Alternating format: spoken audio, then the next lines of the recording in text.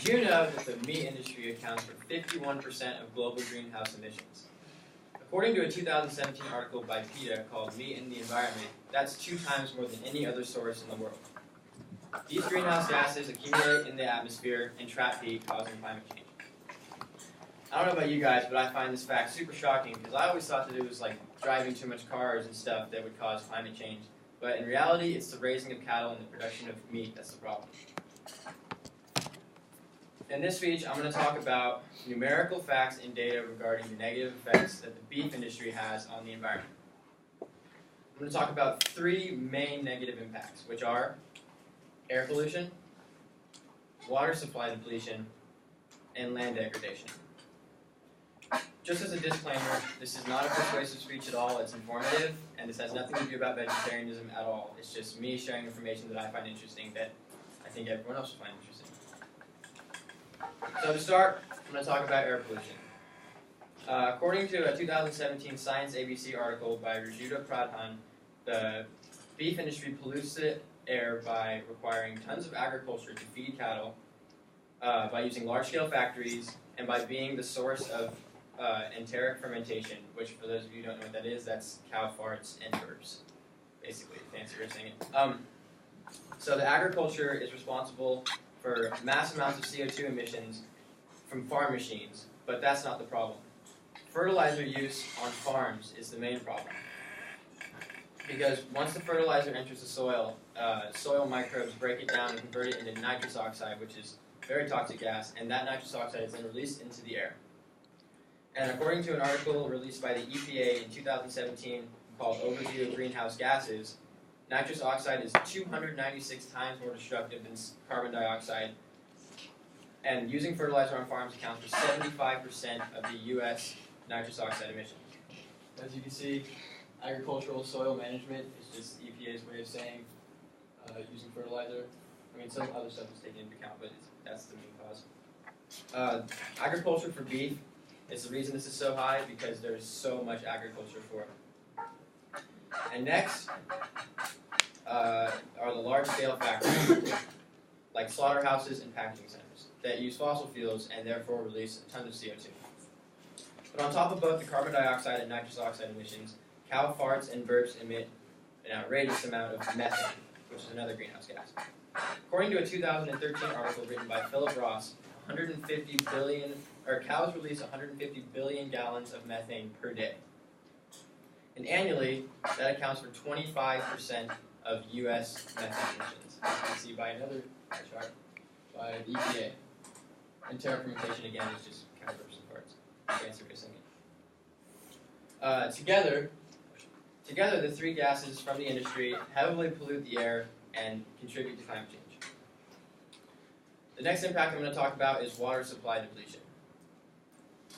The industry uses water to grow food to feed cattle, to clean meat itself and the factories they use, and to provide water for cattle to drink.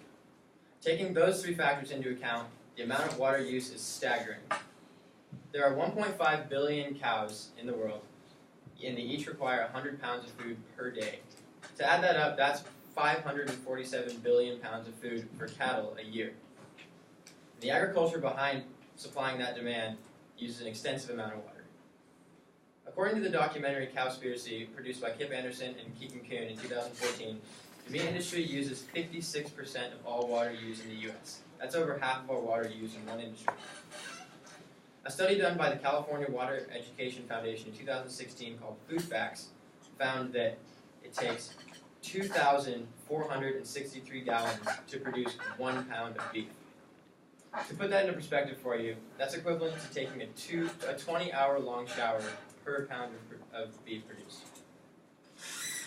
So to sum up, the beef industry depletes our water supply by requiring so much of it to provide for the demand of food for cattle.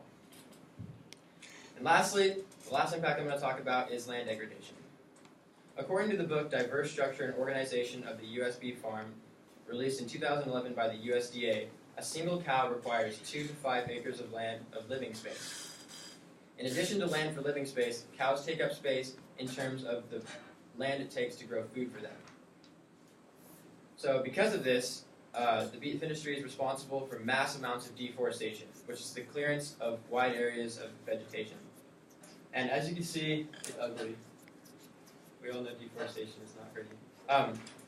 The industry causes deforestation by needing more and more land both to house cows and to feed them, for agriculture to feed them.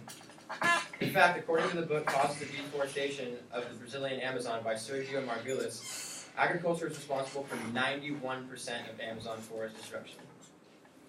The industry is responsible for the majority of this percentage because cattle take up more space than any other farm animal. In addition, overgrazing by cattle can lead to desertification, which is changing a land from being fertile and able to grow vegetation into not being able to grow anything anymore. And desertification leads to habitat destruction and species extinction.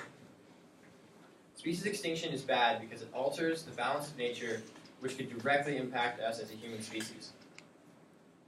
To sum up, the beef industry depletes our water supply.